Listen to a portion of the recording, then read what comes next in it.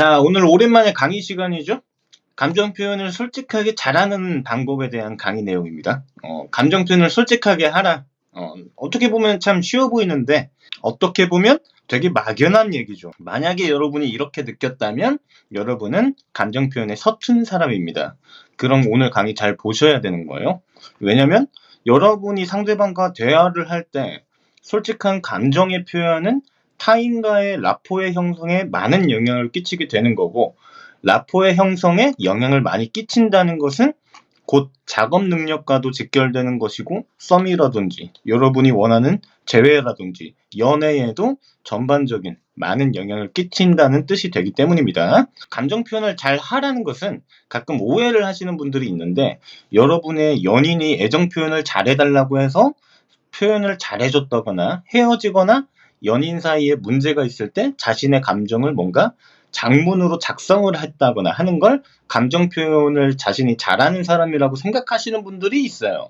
내가 화가 많다거나 짜증이 많다거나 틱틱대는 것이 많다면 감정 표현에 정말 못하는 사람이라는 반증인 겁니다. 그렇기 때문에 기준 없이 행동하거나 감정적으로 행동하는 것이지, 절대로 본인들이 감정 표현을 잘하는 사람이라서 그런 행동을 하는 게 아니라는 거예요.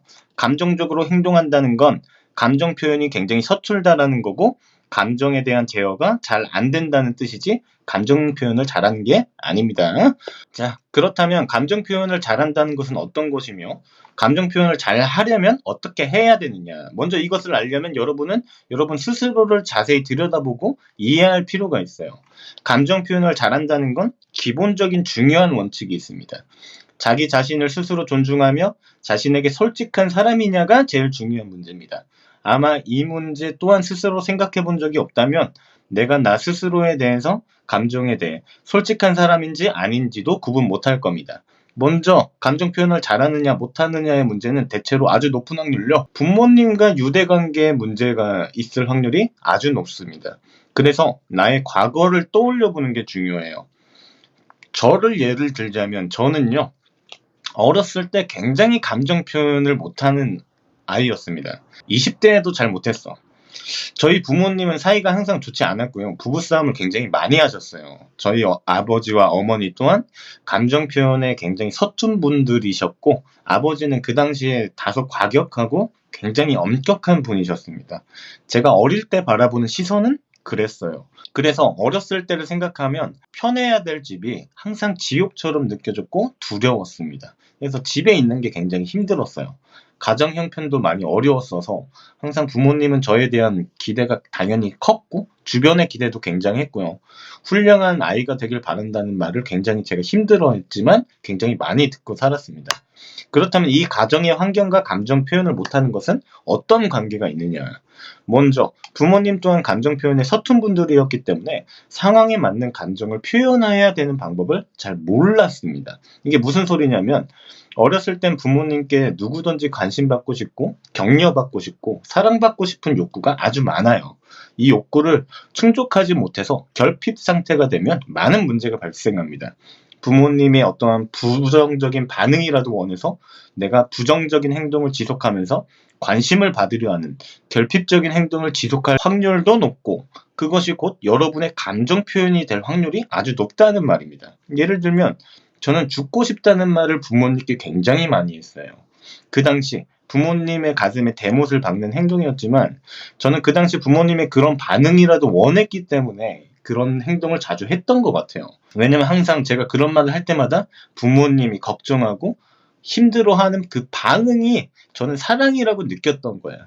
그래서 자해 비슷한 행동도 많이 했고요. 방의 벽지에 많은 낙서를 해서 내 마음을 알아줬으면 하는 표현도 굉장히 많이 했습니다. 어렸을 때 정말 많이 했어요. 제가 머리가 크고 나서, 그리고 사춘기 시절을 겪을 땐 부모님에게 분노 표출과 짜증을 굉장히 많이 냈어요. 당연히 욕먹고 혼났고 두들겨 맞았던 적이 많죠. 그래서 항상 아버지에게 굴복을 당하거나, 그래서 나중에 부모님께 복수하고 싶은 마음까지 생겼습니다. 하지만 가끔은 그런 저를 걱정하며 눈물을 흘리시거나 화를 내시거나 하는 반응이라도 보고 싶었던 마음이었던 것 같아요. 하지만 이것은 감정 발달에 엄청난 악영향을 주는 행동이 된다는 걸 부모님도 저도 몰랐던 거죠. 그러다 보니 감정에 대한 표현을 하지 못하고 다른 방향으로 표출하는 버릇이 생기게 된 겁니다. 또 다음 문제는 부정적인 감정에 대한 표현을 많이 통제를 당했기 때문에 문제가 생길 수 있습니다. 여러분이 불편한 감정을 느끼면 불편하다고 얘기를 할 수 있고요. 슬프면 슬프다라는 얘기도 할 수 있어야 되고, 기분이 나쁘다면 기분이 별로 좋지 않다는 표현을 할 수도 있어야 됩니다. 하지만 어렸을 때 그런 감정 표현을 내가 했을 때 부모님들이 별다른 반응을 보이지 않거나 되게 무심하시다거나 부모님이 부정적인 반응을 보게 되면 내가 부정적인 표현을 하는 것이 잘못됐다고 생각하게 돼요. 예를 들어 이런 거예요. 여러분이 동생과 싸웠어. 그래서 동생 때문에 너무 속상하고 슬프다고 얘기했는데 넌 첫째인데 형이 돼가지고 언니가 돼가지고 그것도 못 참아? 라는 말을 지속적으로 듣게 된다고 생각해보세요. 그럼 통찰력이 부족한 여러분은 점점 그 감정이 잘못된 것이고 난 이 감정을 항상 참아야 되는 사람이 되는 겁니다. 감정을 참는다는 것은 뭐다? 폭발한다는 것이다. 그것은 분노 표출의 원동력이 되는 겁니다.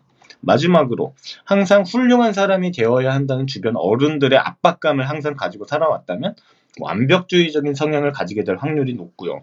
그에 따라 자존감도 낮아지고 자신의 감정 표현이 서툴러지게 됩니다. 나는 실수도 할 수 있고 모자랄 수도 있고 부족할 수도 있는데 성적이 낮아지면 맨날 두들겨 맞거나 내가 되고 싶은 것, 하고 싶은 것을 얘기했지만 부모님이나 어른들에게 통제당하고 묵살당하거나 비웃음거리가 되거나 존중받지 못하게 되면 이 또한 많은 영향력을 끼칠 수밖에 없겠죠. 물론 오해하실까봐 말씀드리지만 어렸을 땐 제가 가출도 하고 부모님과는 거의 말도 안 하고 살 정도로 마음의 문을 닫았었습니다. 제가 부모님을 정말 많이 원망했거든요. 하지만 지금은 이런 결핍에 대한 치료도 성공적이었고 부모님과의 이해관계도 지금은 이렇게 얘기를 할 정도로 잘 알고 서로 부모님과도 많이 풀었고요. 그래서 지금은 아버지랑도 어깨동무를 하고 지낼 정도로 사이가 굉장히 좋습니다. 그래서 아마 저와 비슷한 성장 과정을 겪으셨던 분들이라면 여러분 부모님 또한 죄책감을 크게 가지고 계실 거고 오히려 그 죄책감 때문에 더 엄하게 행동하는 경향들이 있어요. 물론 방향 너무 잘못됐지만 그래서 원망하기보다는 좀 이해관계를 해석하는 쪽으로 아셨으면 좋겠어서 일단 말씀드리는 겁니다. 오케이. 그래서 이 얘기는 일단 끊고 다시 이어가자면 이렇게 많은 상황들과 환경 또는 교육 상태로 인해서 여러분이 어렸을 때의 경험을 통해서 여러분은 자아의 형성과 감정 발달에 영향을 받습니다. 아마 제 나이 또래 비슷한 분들이면 저랑 아주 유사한 경험을 하신 분들이 많을 거예요. 그렇다면 아주 높은 확률로 여러분은 감정 표현이 서툰 사람일 확률이 높습니다. 제가 예전에 연애를 할 때 많이 듣던 소리가 뭐였냐면 말을 해, 말을 하지 않으면 몰라 였어요. 지금 참 그런 부분이 아쉬운데 지금 생각해보면 뭐 어떡해. 난 감정 표현을 할 줄 몰랐는데 참아야 된다고 생각했을 뿐이고 막상 상황에 맞닥뜨리면 이 감정을 표현을 하는 게 맞는지 모르겠는데 어떡하냐고. 그렇죠? 자, 그럼 여기서 먼저 감정 표현을 못하는 분들에 대한 팁 한 가지가 방금 나온 겁니다. 제가 감정 표현의 첫 번째는 뭐라고 했죠? 자기 자신을 잘 이해하고 솔직할 줄 알아야 된다.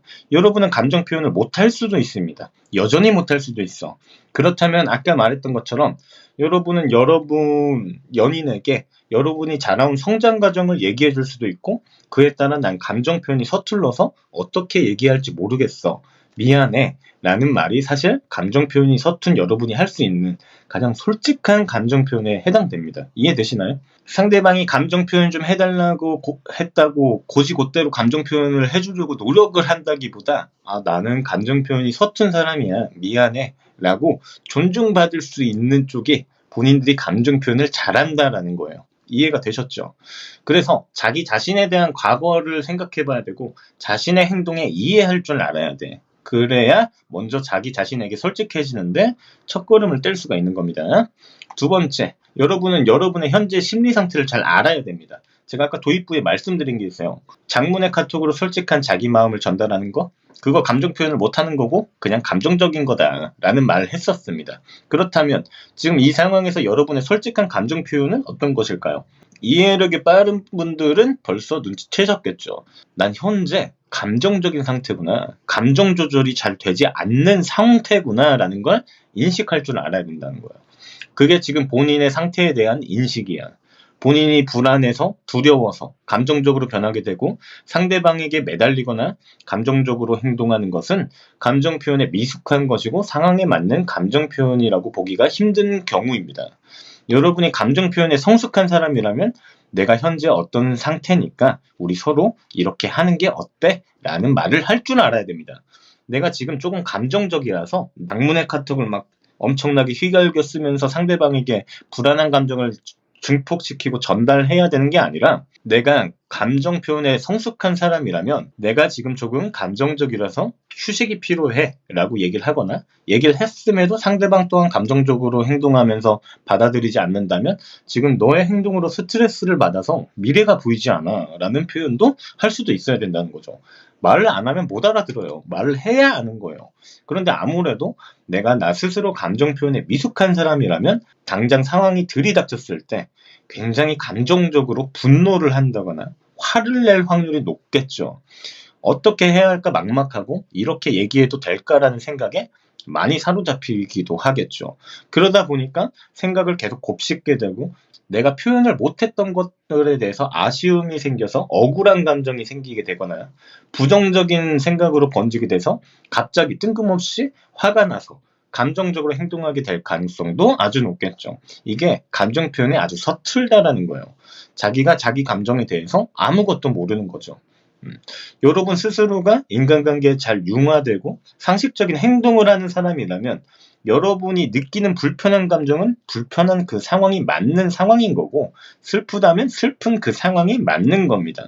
자신의 감정에 먼저 충실하고 상대방이 감정적인 행동이 아니라 내 감정을 간편하게 전달하는 법을 연습해야 됩니다. 그러려면 제가 아까 말한 그 두 가지를 굉장히 잘 지키셔야 돼요. 처음에는 상대방이 날 안 좋게 생각하거나 버림받을까봐 두려움이 생길 수도 있습니다. 두려움이라는 감정은 원래 인간이 극복하기 힘든 감정이에요. 하지만 극복하지 못하는 감정도 아닙니다. 극복한 사람 여기 있잖아요. 내가 스스로 상식적인 사람인지 잘 모르겠다. 잘 모르겠다면 아무래도 상담을 받아서 교정을 받아보는 것도 좋은 방법이 될 거고요. 뭐 이런 건 꼭 제가 아니어도 심리 상담을 통해서 사실 많은 도움을 받을 수 있어요. 치료를 통해서 금방 개선될 수 있는 문제입니다.